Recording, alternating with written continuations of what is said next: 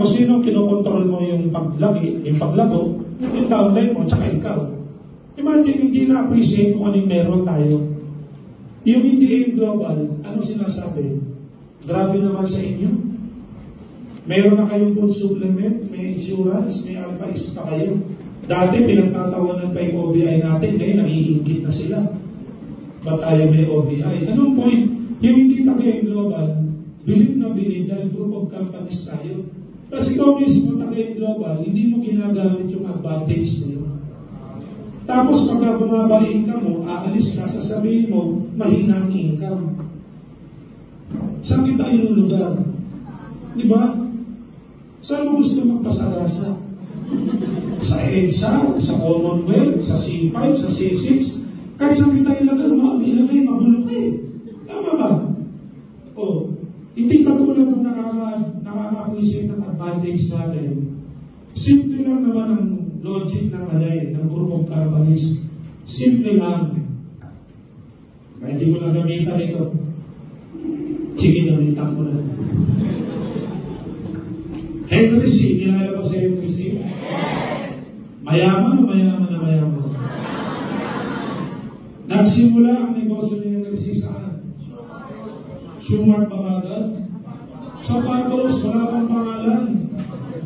Isang pares ng sapatos sa Carriedo, sa sidewalk, nabenta, bumili ulit, nabenta, 2 pares, nabenta, 5 pares, 10 pares, nabenta, nakaupa, 1/4 nito.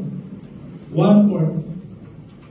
Ngayon yung 1/4 na yun, isang bloke na sa Carriedo. Pagbaba mo ng Carriedo Station, lakad ka lang, isang bloke na yung SM doon. Mall na. Pero nagsimula ang Henry C. sa sapatos. Lumipas ang ilang taon, nagkaroon siya ng bangko. Hindi pa BDO, ang pangit ng pangalan, ACME.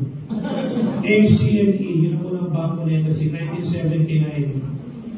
Makalipas ang maraming panahon, nagkaroon ng BDO. Nagkaroon ng school, NU, kanyang NU eh. Tapos nagkaroon ng real estate. Ang tawag doon, group of companies. Tayo, dumating ng time, may group of companies. Sino gustong maging kasilyaman ni Henry C? O, maging totoo tayo. Hindi nyo makukopya yun. Hindi nyo makukopya yung ganun kayaman. Kasi ba't mo pa tinanong? Kasi doon tayo sa totoo. Ano yung pwede mong kopya? Yung sistema niya. Yung nag-open siya ng iba't ibang division para mas wider ang market. Imagine mo isang totoo LC na, may downline gusto alpha isang gawin. Ayaw niya. Imagine. Hindi niya nakuha yung vision. Sabi nga sa kanya eh, alam mo yung problema mo, pangarap na lang ng distributor yun. Nagits mo? Eh dahil sa MC, anong tawag doon? Early celebration. Nagkaroon na relax. Okay naman ng grupo namin OBI. Hindi nga, kaya nga daming different divisions dahil you never know the market ang naglalaro sa utang ng downline mo. Eh may market pala sa franchising, ba't mo aawatin? Nagits mo? Oo. Katulad ng ating BCO sa Angeles, Pampanga, ilang taon ng ating BCO sa Anton Montoya, nag-franchise mo. Last Sunday ba? Kailan ba? Tama, last Sunday, nag-ribbon cutting kami sa Angeles, Pampanga. Nung isang Tuesday, sa Kaita. Sa March 1, ini-invite ko kayo, baka may panahon kayo. Medyo malayo-layo nga na sa Materos. Branch yun. Branch natin, match in. Magre-ribbon cutting tayo doon. 2:00 ng hapon. Sa Pateros, meron tayong branch. Papapost ko na lang yung address para makapunta kayo. So, group of companies, mga kaibigan, tayo din. Di ba? From food supplement, meron tayong insurance, meron tayong alpha-is. Ayan. So, meron tayong dapat pinag-uusapan araw-araw, iniintindi yung mga meron tayo. Kaya never make it as your disadvantage. Paano? By not entertaining it and by not using it. Hindi ginagamit, hindi winawiden. Lalo na, Hindi mo ginagamit by thinking that everything will be okay. Maraming ganito eh. Ang laki ng kumpanya natin, kahit wala akong gawin, okay na yan. This is the start of your fall. Kaya, yan nga, it will lead you to thinking you will never make a mistake. Kadalasan ganun eh. Sa sobrang ganda ng kumpanya, ang iniisip kahit wala nang gawin, okay na. Mali mo. The more nakikita mo yung ganda, the more na dapat marami kang ginagawa. Dapat direct ka ng direct ka ng direct. Kasi nandun talaga ang sagot sa negosyo mo. Tanim ka ng tanim, dahil hindi mo alam kung sino sa mga tinatanim mo, tutubo. Tinanim mo ngayon, after 2 months, wala na. Pero kung nagtanim ka, sunod-sunod yan, hindi ka mawawala ng tao. Farmer's mentality. Ano ang utak ng magsasaka? Tanim ng tanim. Pagkaani, meron pa. Bawa, ikaw, experience mo, 2 to 3 months, nag-complete ang downline mo. Bawa, nag-recruit ka ng January, February, March, April. Pagdating ng April, nag-quit yung January. May tao ka pa rin kasi may February, March, April ka pa. Pagdating ng May, nag-recruit ka ulit, nag-quit naman yung February. Meron ka pa din. Farmers mentality. Next tayo, pakipindot. Ayan. So, take action by set targets or goals. Don't be a loose cannon. Sabi nga ng isa sa mga grand upline nyo, tama ba? May karma ba? Di ba? Tuloy-tuloy lang. Pero, hindi pwedeng walang target or goal. Napakahirap yan. Again, sa mga nagbabasketball. Kahit si Phil Jackson pa ang coach nyo, kahit kakampi nyo pa si Michael Jordan, hindi kayo mananalo. Kung puro pasahan ng dribble lang ang gagawin nyo at walang tira kasi walang goal eh. Wala naman target na ma-shoot. Walang pagsusutan. So mga kaibigan, ito diretsahan. Hindi ko alam kung ilan to. 100 plus ba to? Yes. Hindi ko alam kung paano ka mag-isip, magtrabaho. Isa lang ang guarantee ko. Talaga magiging milyonaryo ka rito basta gagawin mo lang ng tama yung negosyo. Pero, kailan? Hindi ko alam. Wala nakakalam kung kailan. Ikaw lang nakakapag-determine yan. Nasa kilos at galaw mo yan eh. Nasa target mo yan eh. Nasa goal mo yan. Hindi pwede yung problema. Bakit walang target, walang goal? Kasi na maganda yung kumpanya eh.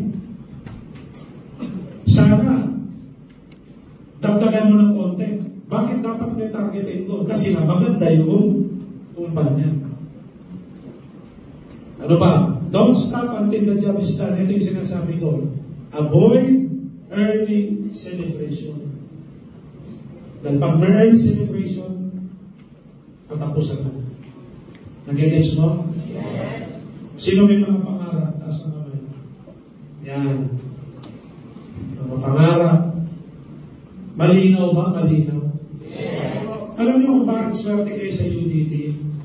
Kasi yung upline niyo, nakapag-set ng example ng mga pwedeng ipangarap. Bahay at lupa. Ay pagka kotse mo below 1 million, hindi pangarap yan. Ito ano natin ha? Ang kotse hindi pangarap o hindi supercar. Tama? Huwag nyo nang i-categorize na dream car kung ito ay wala namang 1 million. Again, masama ba sir kung mumurahin ang kotse? Hindi. Pero hindi pangarap. Ang pangarap, milyon. Kaya perfect na pangarap, bahay at lupa. Huwag kayong gumaya kay Brad Pitt. Kilala niyo si Brad Pitt? Si Scott Salvador? Yung komedyante? Ang lupit ng utak nun. Gusto niyang bumili ng lupa, pero mura. Marikina niya gusto bumili ng lupa. Marikina City. Mahal ang lupa pag city, di ba? Oh. Ang ginawa niya, may lupa siya sa Bulacan. Pinahukay niya yung lupa, pinatambak niya sa Marikina. Oh, sabi niya, mura kong nabili. Kasi lupa ng Bulacan yan, hindi na lang sa Marikina. Tama no? Sira ang ulo lang pero nakakatawa. Hindi ganun ang pangarap, ha? Ang pangarap, bahay at lupa. Hindi yung basta kotse lang. Maliwanag? Ano pa pangarap? Savings million sa bangko. Gusto niyo ng kwento?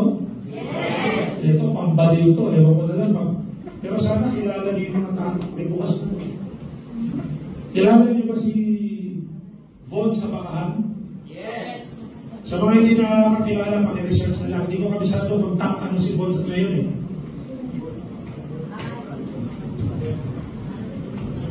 Yung balik na lalaki, taga Bohol, si Von sa Bakahan.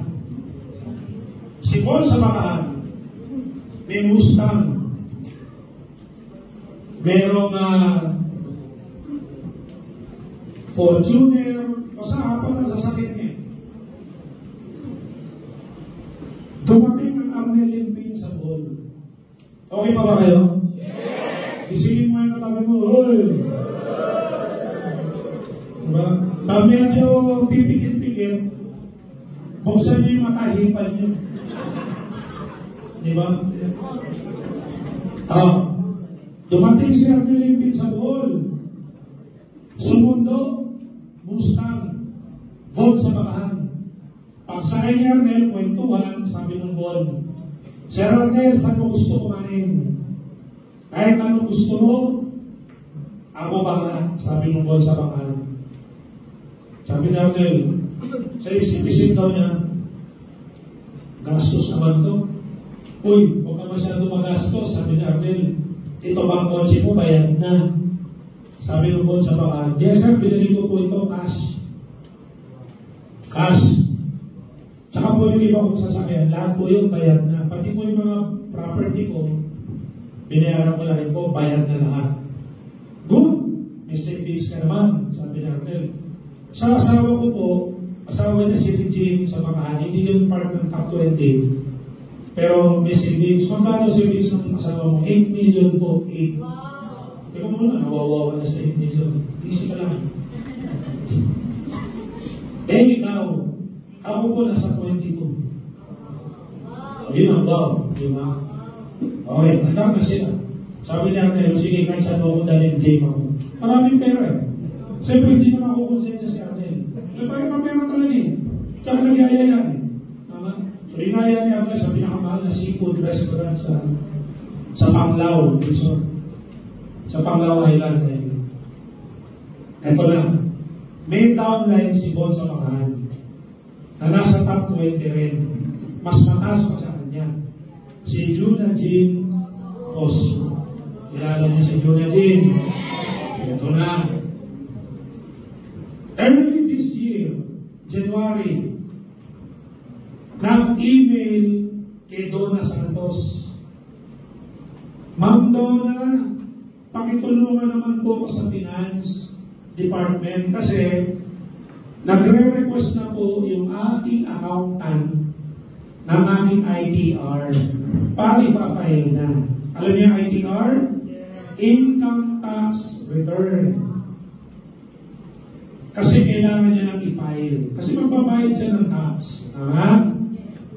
Si Donna, in-email ang finance department.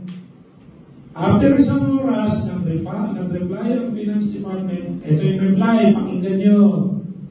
Ma'am Donna, pasensya na po, wala kaming na-release na ITR or income tax return para kay Juna Jean Cosmo kasi wala po kaming makita sa record.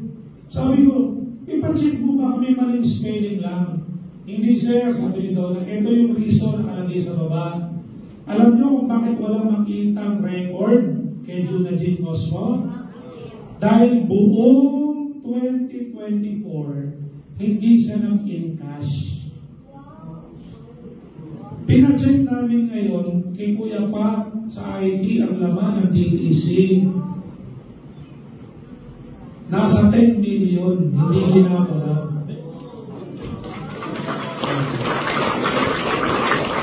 Ang last encashment ni Juna Jean, November pa ng 2023. So, ang ginagalaw lang yung pera, yung corpo nila. Yung personal niya, hindi niya ini-encash. Kaya wala siyang taxable. Kaya hindi pa natin siya tinatax kasi wala pa naman siyang iniinkas ang pera nasa DPC. Gusto niyo yung ganung buhay? I-check niyo ang profile ni Jonah Jim. Yung kanyang cover photo, ginagawang Quiapo ang Europe. Nakita niyo? Iba-ibang bansa. Tinawagan ko yung upline. Sabi ko, pre, pakituruan mo naman si Jonah Jim. Walang ITR to, dahil hindi nag-i-encash. Sige po, tatawagan ko. Kaya binalikan ko, sir, sabi ni Jonah Jim, mag-i-encash lang daw siya pag may boyfriend na siya. Joke lang yan. Eto yun yun. Swerte nitong lalaki ito kasi masipag naman talaga at leader talaga. Ang nasa left niya, Albert Jasman. Si Albert, hindi ko nilalagay lang ng timeline. Yung kasama na lang sa top 20. Si Maridel Avanzado, si Mary Jane Impleo, si Jomen Mendoza, at si Ryan Tigal. Nasa top 20 yan. Ang nasa right nitong lalaking to, si Von sa Bakahan. Downline niya, si Jonah Jim Cosmo. Yung kapatid ni Jonah Jim, nakalimutan ko na ang pangalan. Tapos meron pang 5 rin eh. Si A na lang, tsaka si B. Kalimutan ko ang pangalan. Ang taong to, nasa left niya, 5 nasa top 10, top 20. Right niya, 5 nasa top 20. Si Elitarian. Kilala niyo si Elitarian, Hall of Fame. Taga-Bohol. Yan ang target. Alam niyo mga gitna nito, nasa gitna nila, leader pa rin. Sila CJ Pineda, leader pa din. Mga nagkakalati milyon buwan. Ito matindi oh. Ito ano, average 600,000, 800, 1.3, 1.8, 5 million. Ito, parang nasa 2, Juna mga 1, kasi ito mga na 6, parang ito 765, parang yan. Ang average. So imagine. Ito, PCO pa siya. Nagpa-generate ako ng sales nito. 2023, nasa 199 million ang income ng BCO. Ang pumasok na pera. Siyempre, gross yun. 199 million. 2024, parang nasa 170 million. Siyempre ngayon, 2025, balik pa. January pa lang. So imagine yung left and right ko, nasa top 20 pa rin. I-check mo yung ranking nito ngayon. Nasa top yan ang target. January 12, naka-10, kick-off training. Umaten kayo? Yes. Nabanggit ko sa ako galing. Nung araw na yun, Bohol. January 11, nasa Bohol ako. Lumipat ako ng umaga para sa kick-off training. Ganito. Iba lang ang setup. 180 na tao. Special training, isang grupo lang ni Albert Jasman. Lahat millionaire. Luzon, Visayas, Mindanao. Check yung post nila. Nandun ako. MCM Convention, ang tawag nila. Millionaires Club Member Convention. 3 days. First day ako speaker guest. 2 hours lang, naging 3.5 hours. Second day, hindi na ako kasama kasi umuwi na ako ng Manila para sa kick-off. Anong point ko? 180 millionaires. Pinatry ng Albert Jasman. Anong point? Katulad nyo, busy kayo, tama? Yes. Kaya kayo may activity. Kaya tuloy-tuloy yung income, tama? Yes. Kaya huwag nyo na akong tanongin kung anong problema ng mga umalis. Wala silang ganito eh. Wala silang makiharap. Wala silang activity. Kaya yan ang huwag na huwag mangyayari sa iyo. Dahil pag wala ka ng activity, wala ka nito, punong-puno ka ng dahilan para mag-quit. Pero isa lang sisiguraduhin ko sa iyo, mag-quit ka, hindi mo kami sisisihin. Unless, salbahe talaga yung apply mo. Pero kung matino kayo pare-pareho, ang problema mo lang, wala ka nito, eh talagang wow na lang sasabihin mo dito. Palagay nyo, papasok sa top 20 itong mga to, walang ginagawa. Pearl Home, kilala nyo? Top 2. Checkin nyo ang Facebook ng mga elite sa Empire. Every day, 9 events, Zoom. From 8 a.m. hanggang 10 p.m. Every 2 hours may Zoom sila. Iba-ibang topic. Pag Sabado, nasa head office sila ng Cebu. Nagsisisil, airport sila. Hindi ka magtataka. Sa downline ni Pearl, ilan ang nasa top 20? 5 rin, di ba? Tingnan natin kung 5. Pearl, si Bunyag, si Nikki, si Tapuboy, si Johnny Hospital, yung lalaki, Agaros, yung pa, si ano, yung mataba, yung bata, si Natasha, 6 pa lang. Wow! Dahil merong target audience. Huwag na papasok sa isip mo ito, ha? Hindi, sir, sadyang magagaling lang sila. Tinamaan ka ng gulo. Tao yung mga pinag-uusapan natin. Tao. Tao ka rin eh. Same company lang eh. Same product lang eh. Online system, nagkakahuwig-huwig naman yan eh. Saan lang nagkakatalon? At sa gigil, yung mga walang early celebration, eto yun. Kaya huwag na maglalakad ng ganito. Lahat ito, wala akong nakikita ang coach mentor sa MB. Baka, Coach Albert Jasper, walang ganun. Mentor Ball sa Bacaan, walang ganun. Kung sino pa yung below 50,000 ang income, yung pa yung mga profile. Coach ganito, mentor ganito. Kaya kung tinatamaan ka ngayon, ayos-ayos ka naman. Dahil nagsiselebrate ka, ni wala ka pa nga sa top 500. Joseph Lim na eh, pinakamataas na posisyon distributor eh. Hindi nagpapatawag ng mentor coach eh. Anong tawag? Classmate. Si Maylin Nagdane, anong tawag? Simply me. Wala man lang mentor. Maylin. Carlo, wala na. Ito malupit. Si David na may-ari, hindi nang patawag ng mentor. Don't get me wrong. Hindi pinagdadamot niya. Pero ine-earn niya. Tingnan mo yung katabi mo. Tingnan mo. Sabi mo, ayusin mo na yung profile mo. Early celebration. Early celebration, yan ang magpapabagsak sa'yo. Do you agree? Handa tayo, boss. Yan. Continue to be a teacher by example. Ano ang sikreto dyan?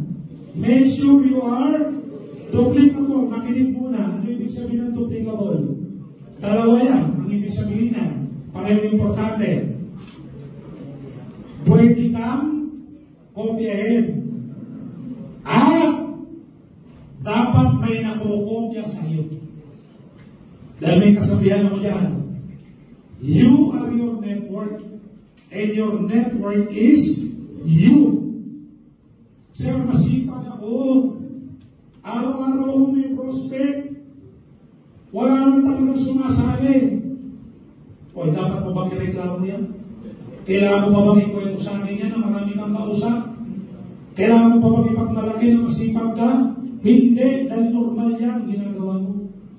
Ang ipagyabang mo sa akin yung mga kaganapang hindi normal. Ano yung kaganapang hindi normal? Sir, wala akong kinakausap. Pero araw-araw may nag-join sa akin. Yan ang kwento mo, dahil yan ang kakaiba.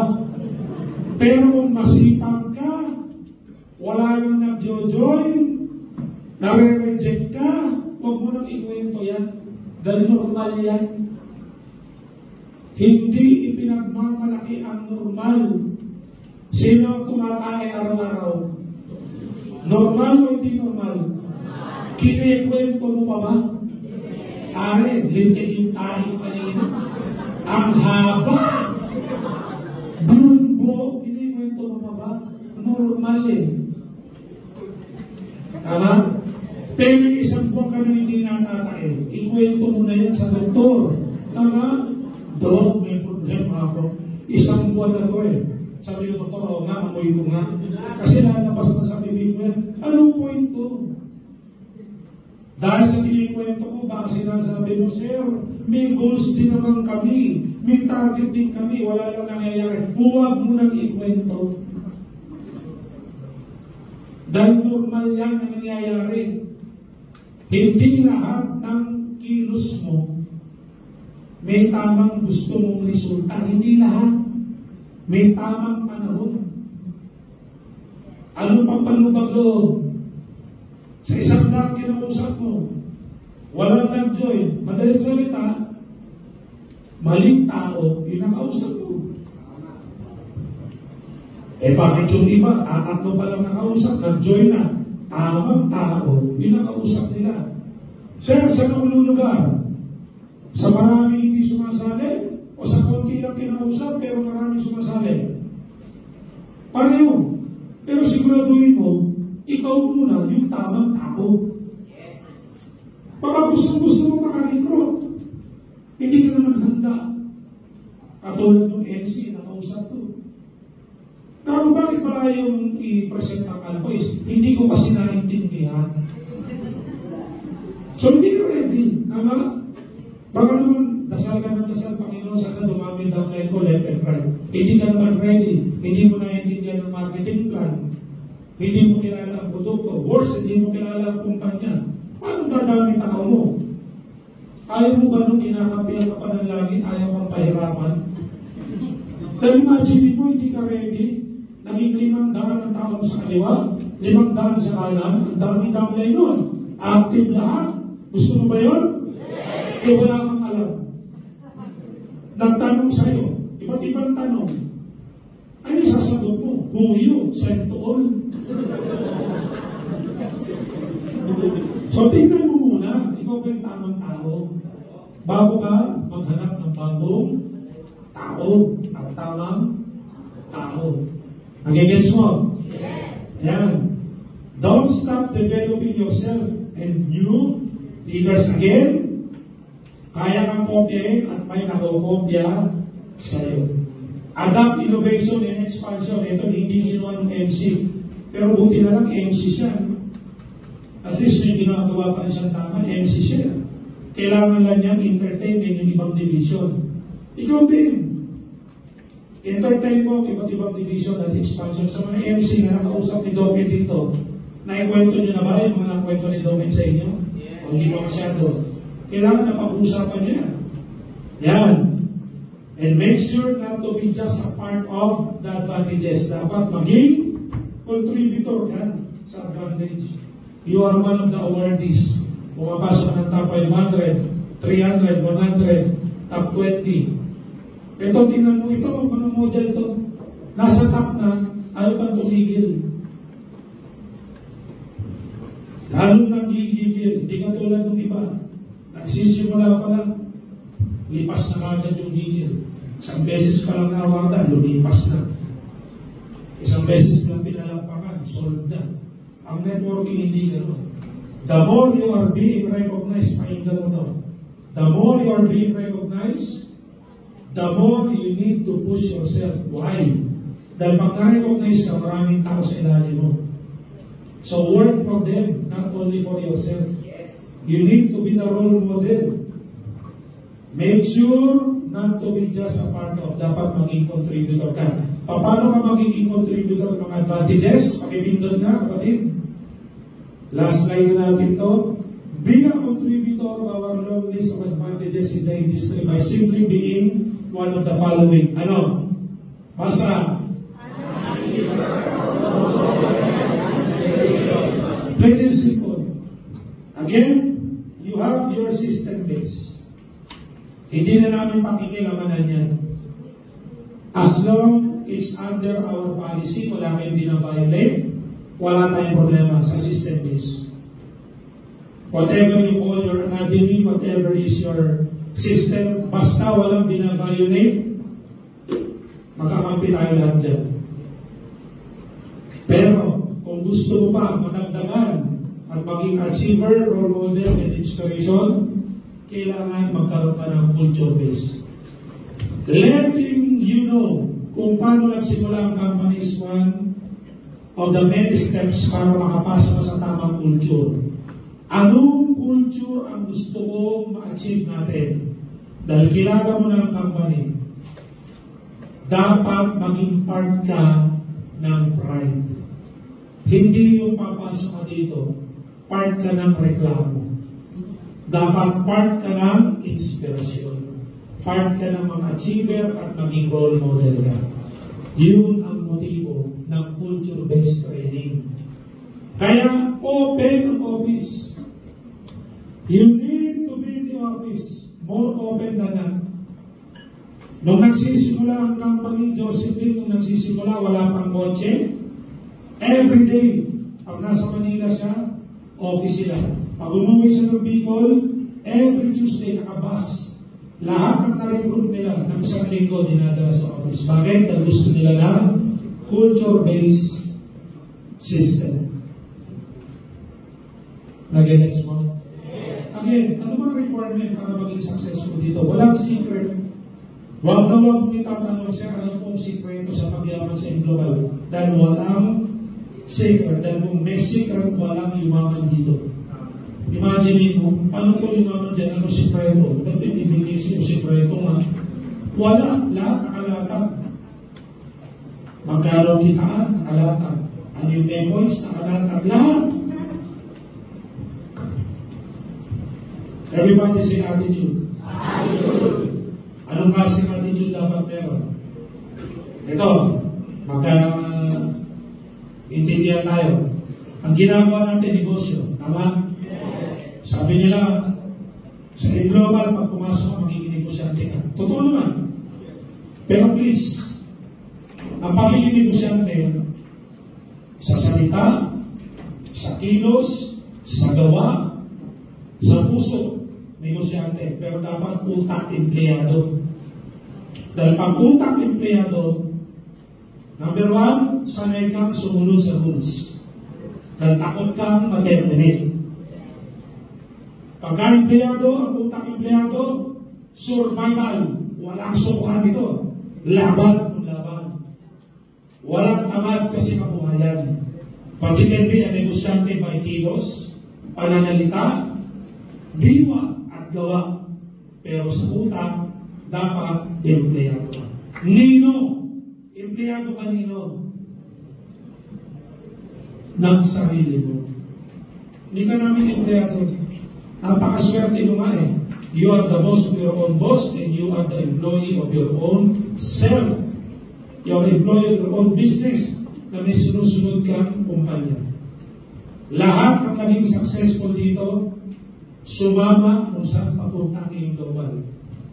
Parang barko. Lumalaya ang malaking barko. Ang maliit bangka. Ang malaki, barko. Ano yung mas malaki pa sa barko? Darko. Nasa malawak na dagat. Tahimik ang dagat. Ang nagmamaneho si Doken. Huwag kang malikot. Pag umalon, kapit ka lang. Si Doken bahala dyan. Mas lalong umalon, kumapit ka. Huwag kang malikot. Yung mga malilikot, wala na.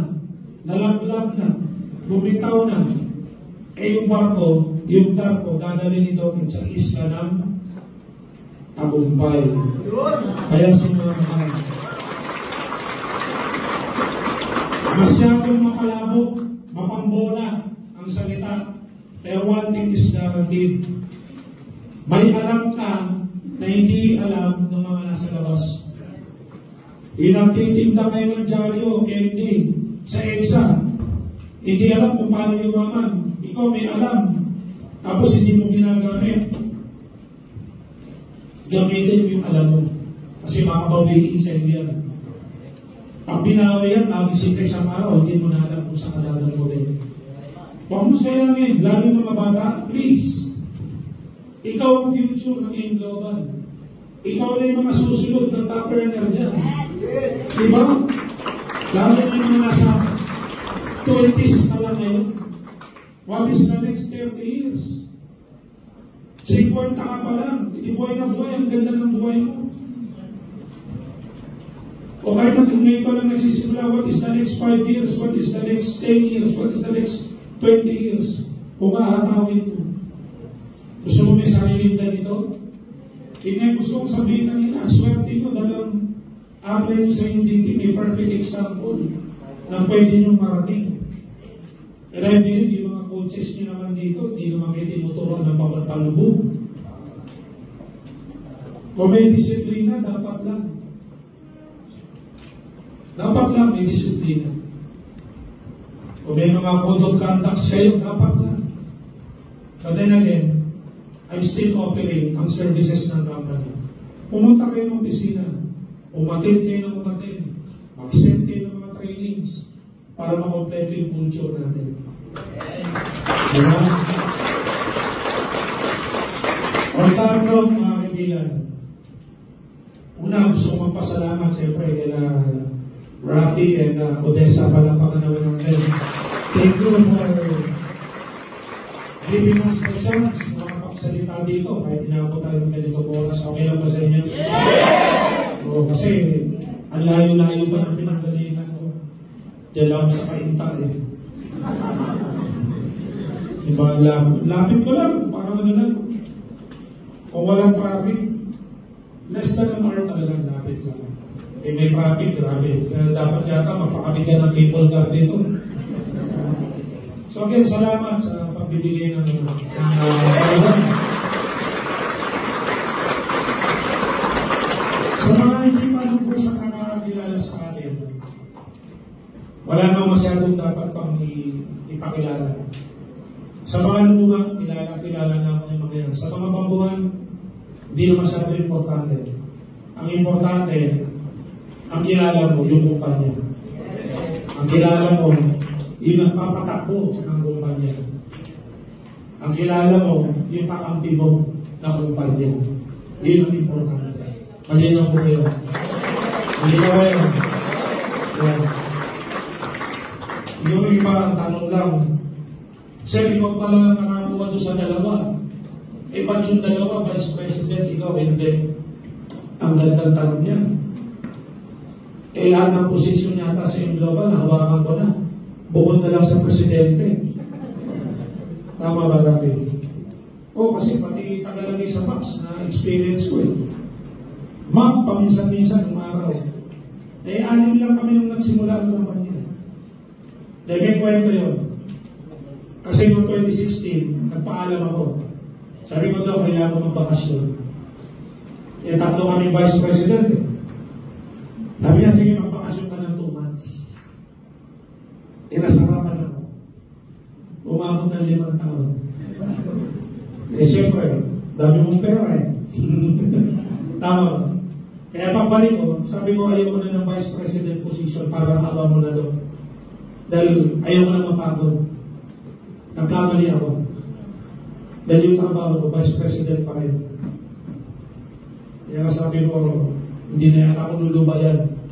Kanina nga, hinahanap ako, nakalimutan yata na may schedule ako dito. Sinabi ko, nandito ako. Tuloy-tuloy pa rin yung paghawa ko ng marketing. Ayan, yung Alpha East. Project ko yan. Ayan. 2021, pagbalik ko, ano nagkaroon? Easyverse. O, project ko rin yan. Yung Alpha East na rin. Alpha East, di ba? Ang bunot. Ano yun? AEFC. Alpha East Franchise Corporation. Tama? Kung buhay si Francis Miguel, ang ipapangalan ko, Franchise Miguel. Eh wala si Francis, kaya pinangalan ko na lang, Aspirin Espinosa Francis Tabanto. Pero, Alpha is Franchise Corporation. Ang dami, magbanggit ka dyan. Mga pangalan ng produkto sa aking galing. Lahat ng Easyverse. Ating idea. Pero siyempre, nagpa-finalize niya si Doc. Ever since, kaya yung kape, paborito ko, ano eh, original. Yung original. Lahat dyan nagsimula. Lahat na mababasa mo dyan, sulat ko yan, gawa ko yan. Wala na, hindi na inabot kasi inabot mo ba natin yung third block na puno-puno ng mga tarpaulin? Yes, sir. Yan, lahat yan, ako gumagawa lang. O kaya nung binibenta niya yung mga material, pinag-upload ko siya. Pinakamagandang kwento kay Rafi. Dahil sa sipak, di ba? Talagang, ayan naman, nakita niyo naman ang Rafi ngayon. Di ba? Alam niyo ang pangalan ni Rafi, naghihintay siya, galing sa inyo, yung lalampasan siya. Yes. Yun ang hinihintay niyan. Yung magkaroon din kayo ng ganito, supercars, property kung saan, million, na-experience nyo rin pumasok sa top. Hindi mo kasi pwede habang buhay sa langit. Tama ba? At ikaw, hindi rin pwede habang buhay. Tagapalakpak ka lang. Dapat dumating yung time. Ikaw naman pinapalakpakan. Ikaw yung nagsasalita dito, ikaw yung nag-tempering. Diba? Para si Nilay, mapapahinga din. Hindi yung...